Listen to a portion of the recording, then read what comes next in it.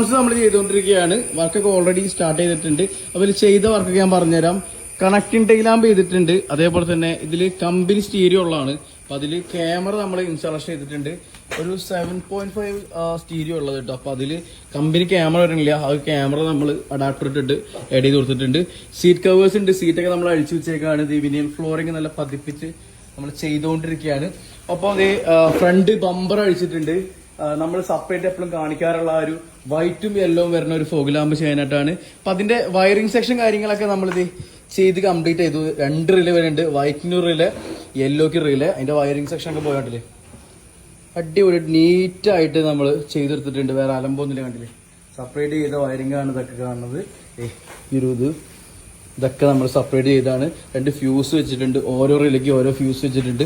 അപ്പൊ അതേപോലെ നമുക്ക് ബമ്പർ അയച്ചെടുക്കുമ്പോൾ ആ ബമ്പറിൽ വരുന്ന ലൈറ്റ് ആണല്ലോ. അപ്പൊ ബമ്പർ അയച്ചെടുക്കുമ്പോൾ ആ ഒരു ലൈറ്റ് നമ്മൾ കണക്ഷൻ ജോയിന്റ് പിടിക്കേണ്ടി വരും. അതിനായിട്ട് നമ്മളൊരു സോക്കറ്റ് കൊടുത്തിട്ടുണ്ട്, മെയിൽ ഫീമെയിൽ. അപ്പൊ നമുക്ക് അത് ഞെക്കി പ്രസ് ചെയ്തിട്ട് ഊരാം. അപ്പൊ അങ്ങനെ ഒരു കമ്പനി കപ്ലർ പോലുള്ള ഒരു സെറ്റപ്പിൽ നമ്മൾ ചെയ്ത് വെച്ചിട്ടുണ്ട്. അതുപോലെ ഇതിൽ ഫോൾഡിംഗ് മിറേഴ്സ് വന്നിട്ടുണ്ട്. നമുക്ക് കീ ഓൺ ആക്കിയ ശേഷം ഇത് ഫോൾഡ് ചെയ്യാൻ പറ്റും.